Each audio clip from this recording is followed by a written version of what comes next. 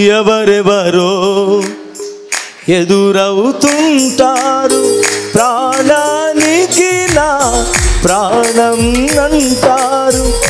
కష్టాలలో వారు కదలిపోతారు, కరుణగల యేసు మనతో ఉంటాడు.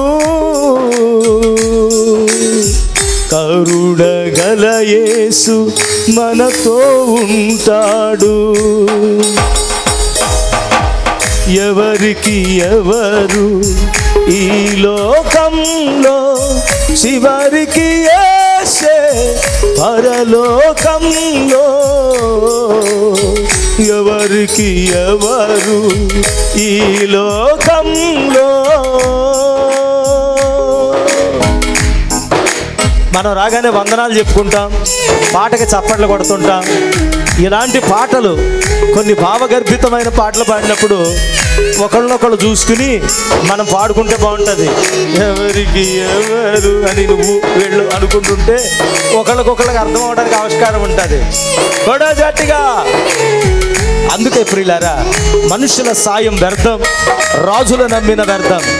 యెహోవాను ఆశ్రయించిన ఎంత మేలు, ఎంత మనోహరమని దేవుని వాక్యం రాయబడింది. ఆమేన్, హల్లెలూయా. తోడై ఉండేవాడు నా దేవుడు, వాగ్దానాన్ని నెరవేర్చేవాడు నా దేవుడు.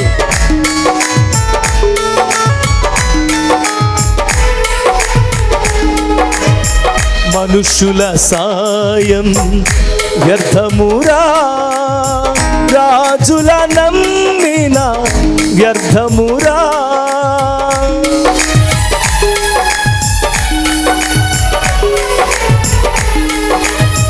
మనుషుల సాయం వ్యర్థమురా, రాజుల నమ్మిన వ్యర్థమురా. యెహోవాను ఆశ్రయించిన ఎంత మేలు, ఎంతో మేలు, ఎంత మేలు, ఎంతో మేలు. ఎవరికి ఎవరు ఈ లోకంలో, చివరికి యేసే పరలోకంలో. ఎవరికి ఎవరు ఈ లోకంలో. ఈ లోకమంతా ప్రియులారా, ఇదిగో మహాకవి శ్రీశ్రీ అంటాడు, మానవ సంబంధాలన్నీ ఆర్థిక సంబంధాలే. ధనం చుట్టూ మనుషులు తిరుగుతూ ఉన్నారు. ప్రియులారా, ధనము నీకుంటే, అధికారం నీకుంటే, నీ చుట్టూ వచ్చేవాళ్ళు చాలా మంది ఉండొచ్చు. ఏమీ లేని సమయంలో కూడా నీకు అండగా నిలిచేవాడు దేవుడు ఒక్కడే. ఆ ప్రభు తోడుంటే చాలు ప్రియులారా. ఆయన విడవడు, ఎడబాసే దేవుడు కాదు. స్తోత్రం చెల్లించుదా. ఆమేన్.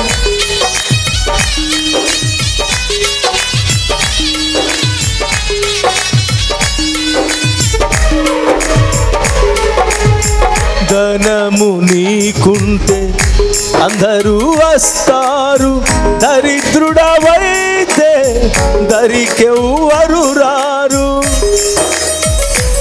అవునయ్యా. ధనము నీకుంటే అందరూ వస్తారు, దరిద్రుడవైతే దరికెవ్వరు రారు. ఎవరిని నమ్మినా ఫలితం లేదురా, ఎవరిని నమ్మినా ఫలితం లేదురా. యేసుని నమ్మినా మోక్షముందిరా, యేసుని నమ్మినా మోక్షముందిరా. ఎవరికి ఎవరు ఈ లోకంలో, చివరికి యేసే పరలోకంలో. ఎవరికి ఎవరు ఈ లోకంలో.